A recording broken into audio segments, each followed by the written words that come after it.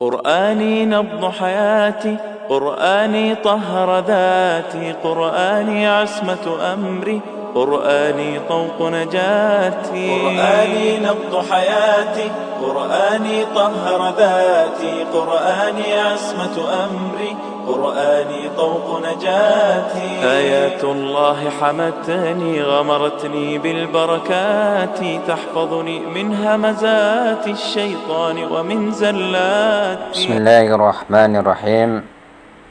الحمد لله رب العالمين، وبه نستعين، وصلى الله على محمد وعلى آله الطيبين الطاهرين washabil muntajabin. Pada kesempatan ini kita akan membahas beberapa pemikiran teologis filosofis terkait permasalahan yang menjadi keyakinan bagi kaum beragama, khususnya kaum muslimin yang mengacu kepada kitab suci Al-Quran. Dalam artian kita akan meninjau dengan pendekatan pandangan filosof masyhur Mullah Sadra, membahas kesesuaian antara akal dan agama dalam beberapa tema. Pada pembahasan pertama ini kita akan membahas relasi antara Tuhan, alam, dan manusia. Persoalan relasi antara Tuhan dan alam semesta serta manusia merupakan salah satu tema di antara tema-tema dalam ajaran agama yang dianggap bertentangan dengan prinsip-prinsip filsafat. Mullah Sadra berdasarkan prinsip-prinsip filsafat hikmah muta'aliyah berhasil menghilangkan akar lahirnya asumsi ketidaksesuaian antara akal dan agama dalam persoalan ini. Dalam filsafat diyakini bahwa Tuhan merupakan sebab primer, sebab awal, dan sebab dari segala sebab bagi semua maujud, semua entitas-entitas yang ada. Dari silsilah atau rentetan kausalitas, Tuhan menciptakan alam akal. Alam akal menciptakan alam misal, dan alam misal menciptakan alam materi atau tabiat.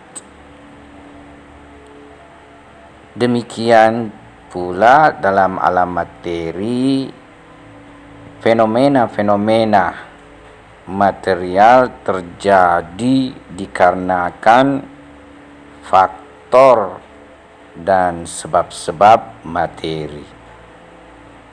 Setiap fenomena, setiap kejadian di alam ini merupakan akibat dari sebab-sebab yang khusus.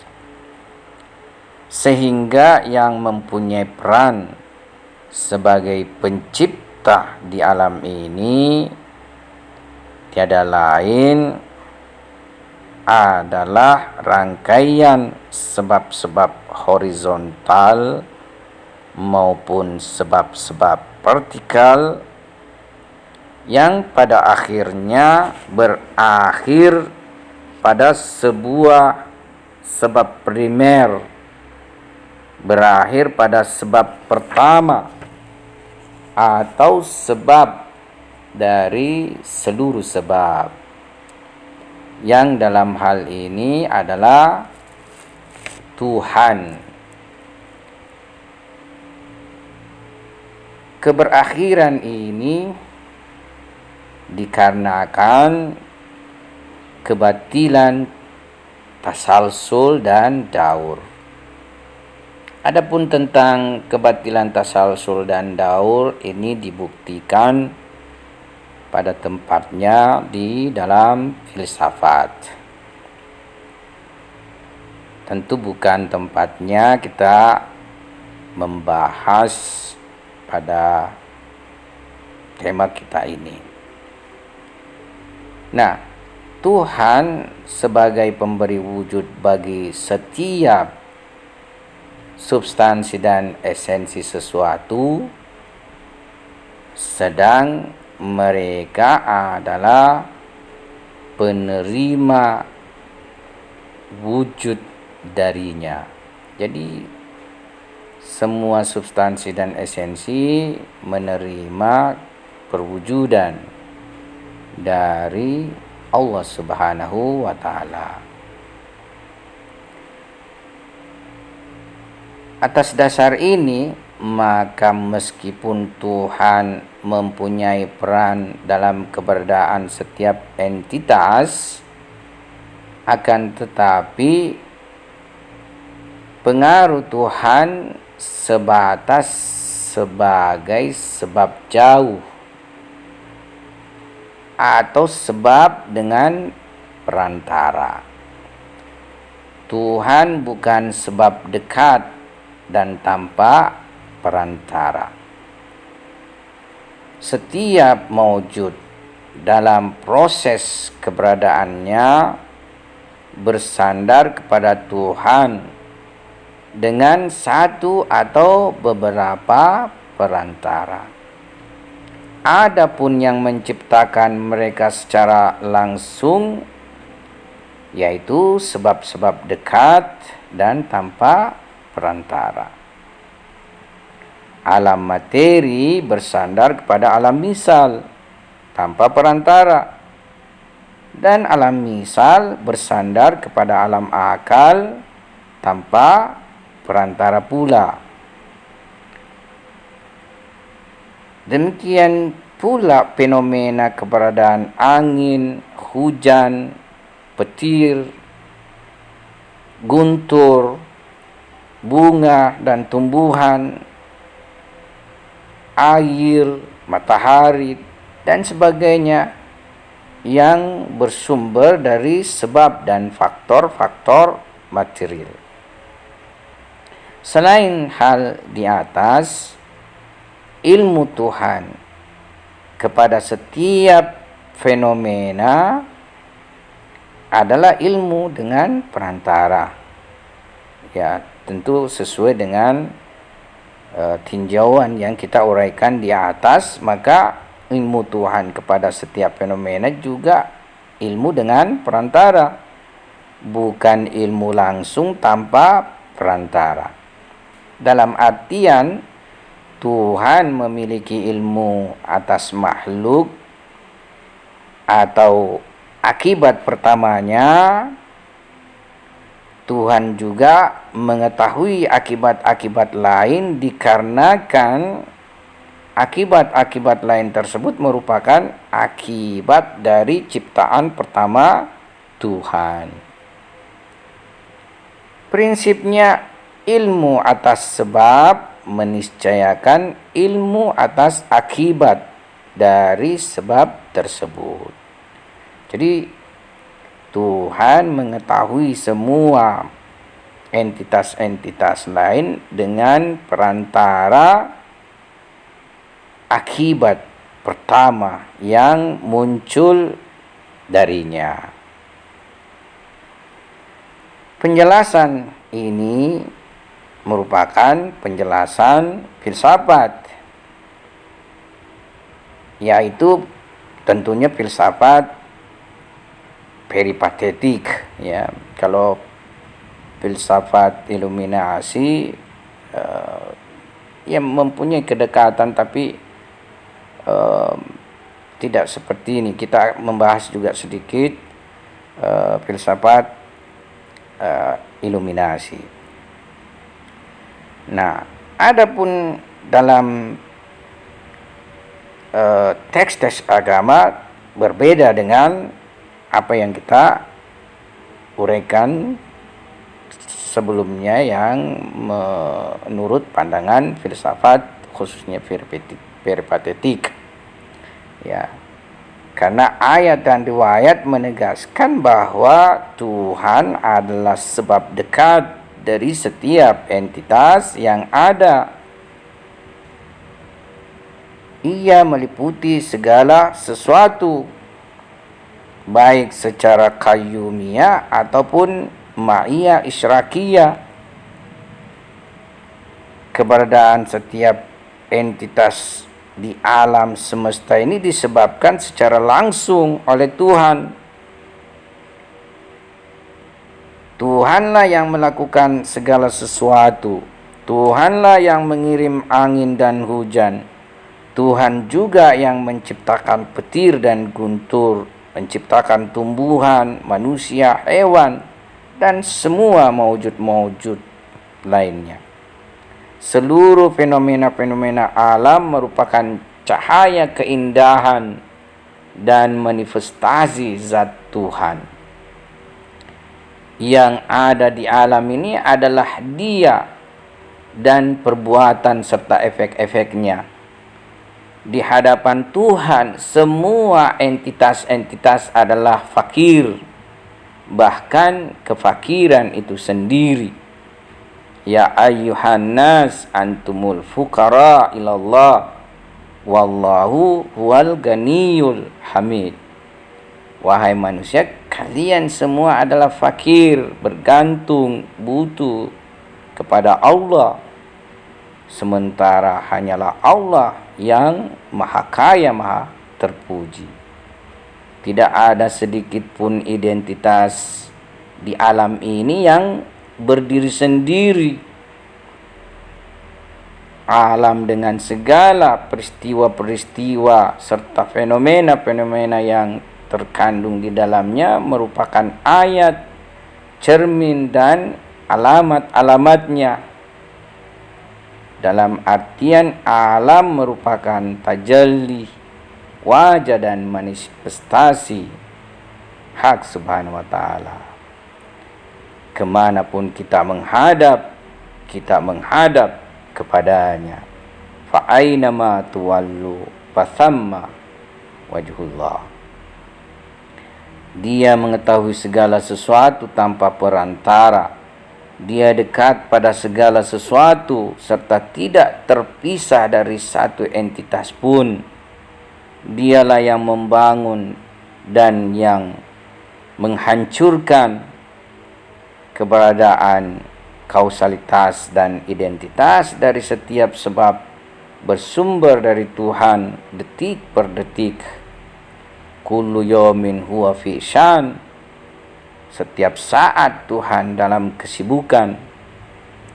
Bahkan setiap entitas merupakan rahmat Tuhan yang terus menerus dan terciptakan detik per detik. Dialah yang mengetahui secara langsung setiap hati, niat, motivasi, tendensi, dan perbuatan-perbuatan. Bahkan ilmunya atas segala sesuatu mendahului keberadaan segala sesuatu itu sendiri. Kedekatannya kepada segala sesuatu melebihi kedekatan sesuatu kepada diri mereka sendiri. Dia mengetahui apa yang terlintas dalam benak dan pikiran dan dalam bentuk apapun. Berkenaan dengan relasi antara manusia dan Tuhan, Syahid Mutahari, filosof hikmah muta'aliyah kontemporer, mempunyai penjelasan yang amat menarik ihwal perbedaan antara ajaran-ajaran agama dengan pandangan para filosof. Beliau menulis, sekaitan dengan relasi manusia dan Tuhan, Al-Quran mempunyai penjelasan yang amatlah indah. Tuhan dalam Al-Quran berbeda dengan Tuhan para filosof. Tuhan dalam Al-Quran bukanlah Tuhan yang kering, tanpa ruh dan terasing dari manusia. Tuhan dalam Al-Quran adalah Tuhan yang lebih dekat kepada manusia dari urat leher manusia itu sendiri. Ia bermuamalah dan saling berbagi dengan manusia. Manusia mendekat kepada Tuhan dan Tuhan menjadi penenang hati manusia. Ala bidzikrillahi tatma'innul qulub. Terdapat jalinan cinta kasih antara manusia dan Tuhan. Bahkan segala sesuatu menginginkan dan menyebut-nyebutnya. Setiap entitas berbagi rahasia dengan Tuhan. Di kedalaman wujud mereka, mereka memuji dan menyucikan Tuhan. Adapun Tuhan para filosof yang dikenal dengan penggerak primer atau wajibul wujud adalah Tuhan yang terasing dari manusia. Tuhan sekedar menciptakan manusia lalu menempatkannya di bumi. Tuhan dalam Al-Quran adalah tujuan dan sebab kebergantungan manusia. Dia membakar dan menstimulus manusia agar rela berkorban. Terkadang dia mengambil ketenangan tidur malam dan siang manusia. Hal ini dikarenakan ia telah menjadi sebuah cita tertinggi lagi suci.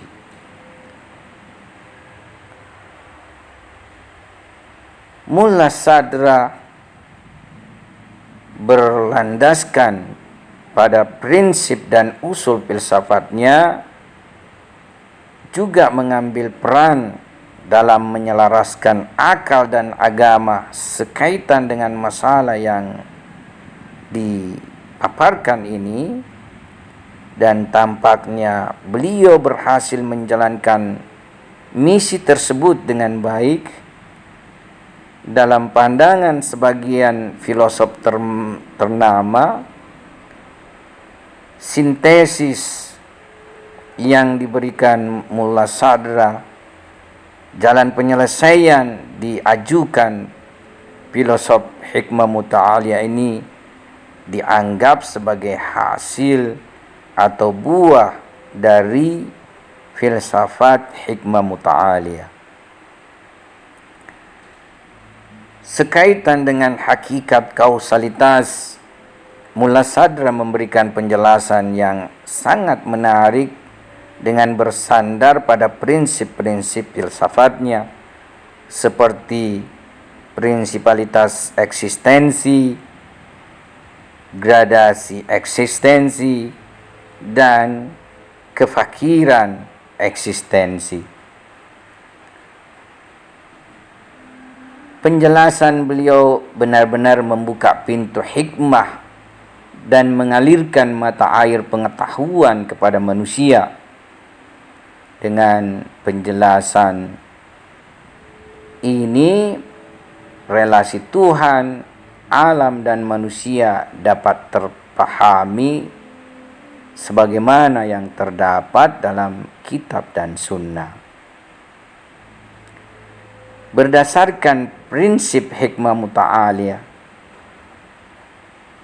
terutama prinsip kebergantungan akibat kepada sebab, akan jelas bahwa kebergantungan akibat pada sebab merupakan substansi akibat itu sendiri. Berdasarkan penjelasan ini, maka tidak benar jika hakikat akibat adalah satu hal dan kebutuhan akibat pada sebab adalah hal yang lain. Kita mesti memandang alam ini ibarat sebuah tali yang bersambung atau hakikat yang berombak, di mana perbedaan yang tampak adalah perbedaan dalam kecerahan dan keredupan, kekuatan dan kelemahan, serta kesempurnaan dan ketaksempurnaan. Atas dasar ini, tauhid dalam penciptaan dan pengaturan mendapatkan penjelasan yang lebih terang dan lebih argumentatif. Nah, kita mengurai penjelasan terkait masalah ini bahwasanya kendati pun sebuah sebab memiliki sejenis keberdirian sendiri, keberdirian relatif di hadapan akibatnya. Akan tetapi, semua sebab dan akibat di hadapan Tuhan adalah kefakiran dan kebergantungan itu sendiri. Seluruh mereka tidak memiliki keberdirian sendiri sama sekali, tidak memiliki independensitas sama sekali. Berasaskan ini, maka pencipta hakiki yang berdiri sendiri hanyalah Tuhan. Tidak ada yang lain selain Tuhan. Semua maujud dalam setiap dimensi mereka, dalam setiap sisi mereka, dalam setiap keadaan dan waktu, senantiasa bergantung kepada Tuhan. Mustahil terdapat satu maujud atau entitas yang dalam salah satu sisinya tidak butuh kepada Tuhan, serta mampu melakukan sebuah tindakan secara independen. Hal ini adalah salah satu capaian filsafat Islam yang paling bersinar dan diperoleh atau disajikan ke dunia filsafat berkat pikiran cemerlang Mullah Sadra dalam filsafat hikmah muta'aliyah. Jadi kita bisa memahami karena semua entitas adalah fakir, adalah bergantung dan sama sekali tidak mempunyai keberdirian sendiri, maka senantiasa apa yang terdapat pada dirinya serta fenomena-fenomena yang terjadi pada dirinya senantiasa juga mengalir daripada Tuhan, senantiasa bertajalli, beremanasi dari Tuhan. Jadi tidak ada sedikit pun wujud fenomena peristiwa yang terjadi di alam semesta ini melainkan berhubungan langsung dari sumber aslinya, yaitu Allah Subhanahu wa ta'ala. Tampaknya dengan berpijak pada apa yang dicapai Mullah Sadra dalam masalah ini, jadi berdasarkan apa yang kita sudah uraikan di atas, maka konsep-konsep yang terdapat dalam teks agama berkenaan dengan relasi Tuhan, alam dan manusia dapat diargumentasikan secara rasional. Hal ini akan semakin memungkinkan bila disandingkan dengan capaian-capaian mula sadra yang lainnya, seperti ilmu Tuhan atas fenomena-fenomena alam, gradasi eksistensi dan kesatuan di antara wujud yang bersifat hakika dan rakika, dan lain sebagainya. Nah, untuk menghindari meluasnya pembahasan, kita tidak akan mengurai capaian-capaian lain tersebut. Nanti kita mungkin akan membahas di pembahasan lainnya. Yang perlu kita ketahui bahwa bahasa agama adalah bahasa khusus yang tidak ada satupun aliran filsafat, baik hikmah muta'aliyah maupun yang lainnya, yang mampu menyibak kedalaman maknanya secara holistik. Oleh sebab itu, apa yang sudah dijelaskan oleh filosof seperti Mullah Sadra dan kemudian filosof lainnya yang mengikuti aliran hikmah muta'aliyah terkait tentang relasi Tuhan dan alam serta manusia, mungkin yang paling bisa diterima akal atau yang paling rasional hari ini. Namun bahwa ia menyingkap semua rahasia-rahasia secara keseluruhan, boleh jadi masih mempunyai kekurangan.